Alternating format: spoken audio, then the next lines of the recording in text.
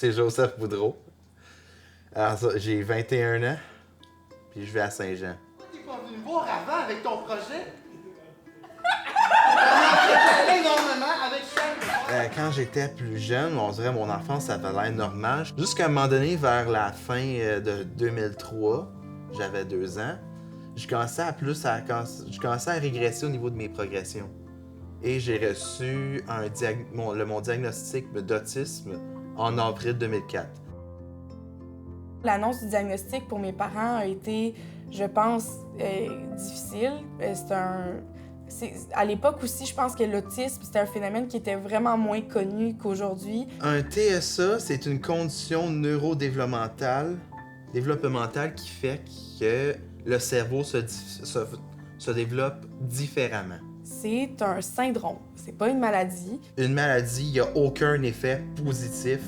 Par contre, ce qui a été très challengeant, c'est l'adaptation académique, parce que j'étais moins performant. Parfois, il pouvait, à cause de sa différence, être victime d'intimidation ou être victime juste de rejet en général. Même s'ils étaient méchants avec moi, je sais que j'en voulais pas à eux parce que je sais qu'ils sont bons à l'intérieur d'eux. Puis, mettons, aujourd'hui, je serais content de les voir parce qu'on a tous maturé. Fait que c'est certain que quand on devient adulte, quand on grandit, on mature avec le temps. Je pense que ça a laissé sa marque, puis qu'il y avait une certaine forme d'appréhension pour Joseph là, à son entrée au cégep.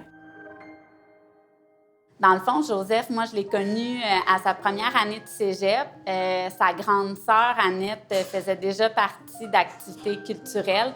Donc, Joseph, quand il est arrivé au cégep, il a tout de suite senti le désir de participer lui aussi à la vie culturelle. Julie Lavoie a eu une très, très grande place dans mon parcours collégial parce que c'est en partie grâce à elle que j'ai pu accomplir la majorité des trucs que je voulais faire. C'est un gars qui est vraiment, quand il s'implique dans quelque chose, il s'implique à 100 même 110 À la dernière année de cégep, c'est lui-même qui venait me voir pour me dire, exemple, Julie, je veux faire une conférence au café étudiant pour parler à mes pairs sur c'est quoi dealer avec l'autisme. Alors, pour savoir comment dealer avec l'autisme, il y a une différence entre c'est quoi l'être et c'est quoi le vivre avec l'autisme.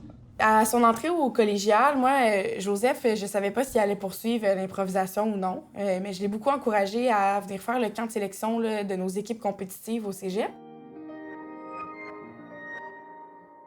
Je peux parler pour l'improvisation au cégep. Je pense qu'on intègre beaucoup vraiment la diversité de n'importe quoi, n'importe qui. Puis, on s'en fout au final parce que le but en impro, c'est juste d'avoir du fun puis de se développer comme personne. L'arbitre donne son étoile à M. Joseph Boudreau.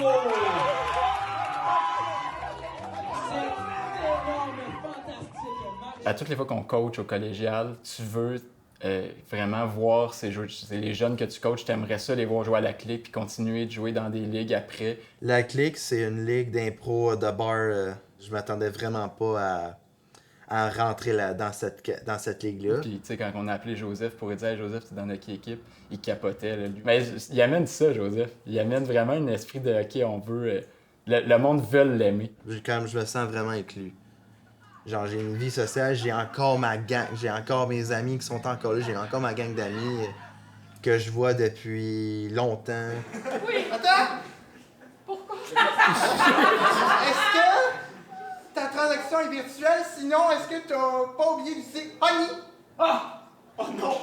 Je pense que ça ouvre une porte aussi à plein d'autres personnes. Là, je pense que ça ouvre la porte à plein d'autres jeunes qui peuvent s'identifier à lui. L'inclusion, c'est quelque chose qui est une force dans l'improvisation. Là. On inclut vraiment tout le monde. Puis, je trouve que c'est une des parties vraiment cool de l'impro. À mon sens, l'inclusion des personnes neurodivergentes dans nos milieux artistiques, dans nos milieux sportifs, c'est vraiment primordial parce que ça a été prouvé par tellement de gens que l'art, c'est quelque chose de thérapeutique, là, peu importe quelle que soit sa forme.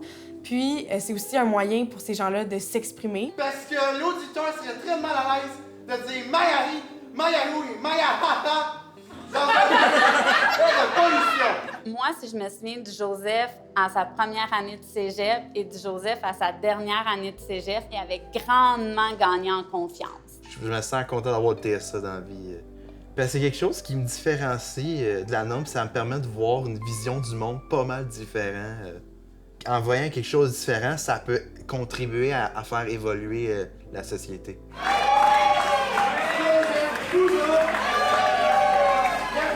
Ben, si j'avais quelque chose à dire à Joseph, ce serait de continuer tout ce qui lui amène du plaisir, tout ce qui l'amène à se dépasser puis à faire qu'il a du fun puis qu'il réussit socialement à s'épanouir, là, je pense. Là. J'espère que tu continues à participer à des activités. J'espère que tu continues à persévérer, à poursuivre tes rêves. Tu es vraiment un gars qui gagne à être connu. Il y a beaucoup de choses que je voudrais dire à mon frère. La première, c'est comment je suis fière de lui. Comment je suis vraiment fière. Bon, tu vois, là, c'est sûr ça allait être ça. Je suis très, très fière de Joseph dans tout ce qu'il accomplit, dans tout ce qu'il fait.